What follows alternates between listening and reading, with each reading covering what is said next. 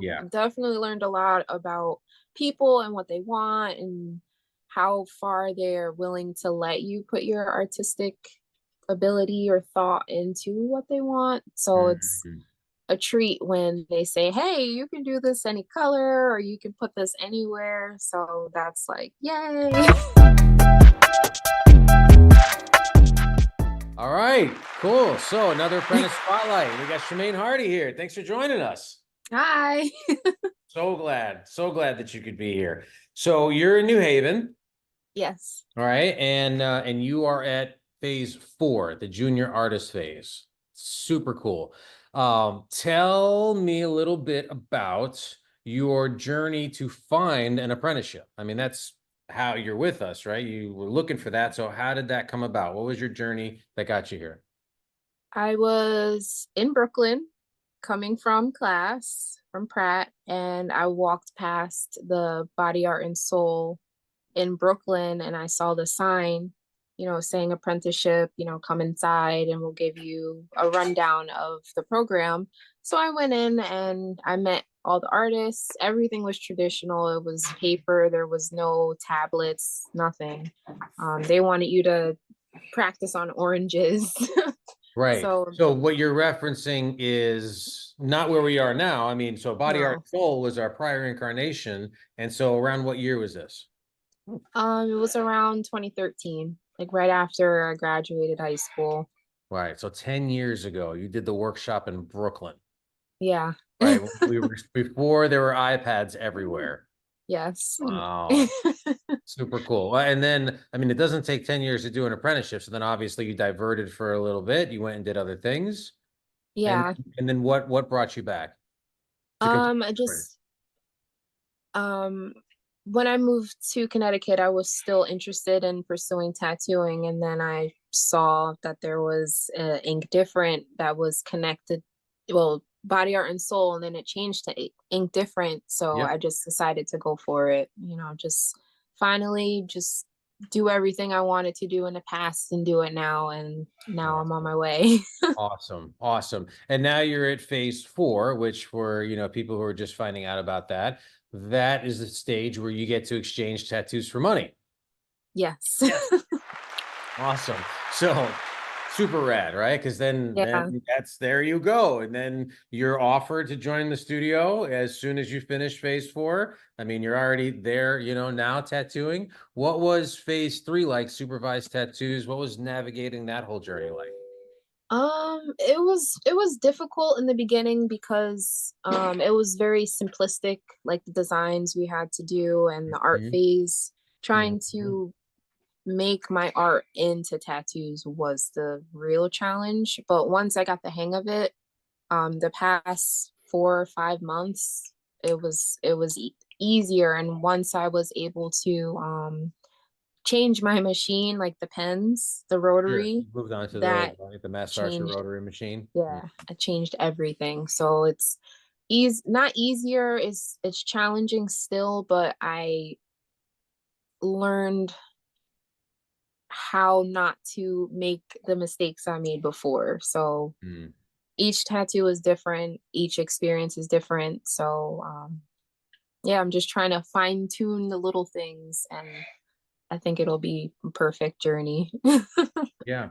And then where did your journey start when you first started to want to become an artist or were pulled towards art in general? Where did that start? I've always been interested in art, but what got me into tattooing was watching Ink Masters. Mhm. I know that's like the, It's great. No, it's great. It's yeah, been everybody. awesome for the tattoo industry. It's been huge. So why not? Yeah, yeah. So that's what got me into it, and then getting my first tattoo. I was in love from that moment. And Nice. Where did you get your first tattoo? Like what city were you in? I was in the Bronx, Okay, cool. just a little tattoo shop Hmm. on the street. I went with my mom. I was 17, Nice. and I saved this temporary tattoo in my wallet until I wanted to get a tattoo. And that Hmm. was my birthday gift. Aw, that's awesome. We are definitely seeing more people and young people with temporary tattoos than ever before. It's a huge, Yeah. I mean, now you can customize your own temporary tattoos. right? For your clients to wear around and then come in and get the real thing. And Yeah, that's awesome. so that's what you did. Rad. Well, and then your mom was super cool. She took you to get your first tattoo. And that was it at that moment. You were like, if I could do this, Yeah. Yep. nice. I wanted another one immediately. Nice. What kind of styles and things are you drawn to? I mean, I know you're early on, but you've got some experience, right? Are there stylistic things that are pulling you? I'm really drawn to the black and gray, but I like Hmm. when artists add color in the black and gray, like just a Yeah. little bit of color to make it pop. I was really drawn to the neo-traditional or even tradition, like American traditional tattoos with the bold lines and the colors and Hmm. the Hmm. deep shading. So that's kind of where I'm leaning towards. Cool. Cool. Well, and you're in our New Haven location, and there's definitely fans, of neo-traditional and traditional work there, which is great. In some cities, everything is so much fine line work that everybody has to make sure that they do that as well. And there's the micro, tattoos, and there's all kinds of stuff. But of course, the base of everything is your American traditional, right? Yeah. When it comes, so you were in Brooklyn, I think you're from New Jersey. Right. Now you're in New Haven, Connecticut. When it comes to geographic like wishes, like if you could just wave your magic wand, right? What places in the world would you want to experience as a tattoo artist? Like where would you love to tattoo? I would love to go to Europe. There you go. There you go. Love to Uh-huh. go to Europe. I don't know, everything just seems so different over there. I know they have, limitations and stuff, Mm-hmm. but the artwork it's so different. It's so I can't even think of a word, precise, and Mm, the imagination is crazy over there. I can't even nice. put it into words, but I follow But a lot of European artists. awesome. Which I was going to ask you.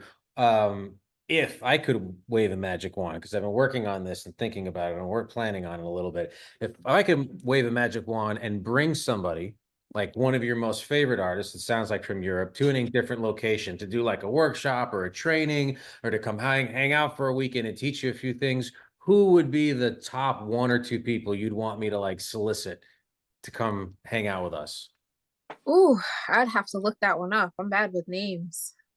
But yeah, wait, hold on one Okay, yeah, second. yeah, because this is something that we are getting into for sure. And we have our people and our trainers, and also it's a big world out there full of amazing tattoo artists. And we're at a place where now we can start making requests, Okay. and bring people in. So if you had a wish list, right, who would be like amazing for us to bring in?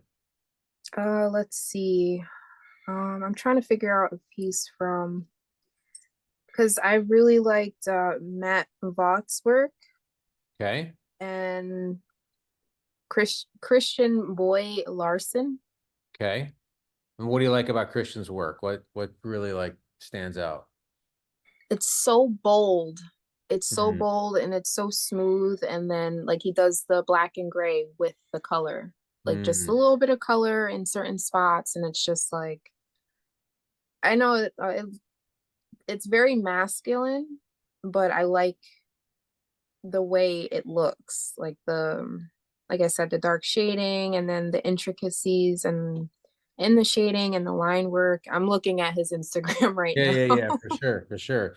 Well, and so of the pieces that you've done, right? Because you've done a whole bunch of supervised tattoos, and now you're getting on the junior artist. What was maybe one of the most challenging, pieces that you did? Because I saw your work, and it was a bit larger in scale than some other people's, right? So what Yeah. was some of your most challenging experiences? The most challenging experience was I did a tattoo that was kind of like the Jeffersons, but it was like a 70s vibe kind of thing. And it Mm-hmm. was like the like stars. I had so much trouble with it because I couldn't connect with the piece. Mm. And like you said, there it was large, and it that was the one thing I couldn't connect with it. And the client was very specific about what she wanted, so I definitely had that one was a challenge for me. Mm. Mm. Yeah, managing client expectations is part of the road of learning, right? Yeah. You know, machine I learned. mastery is one thing, human mastery, is another. Yeah, definitely. Yeah. Definitely learned a lot about people and what they want and how far they're willing to let you put your artistic ability or thought into what they want. So it's Mhm. a treat when they say, "Hey, you can do this any color or you can put this anywhere." So that's like, yay.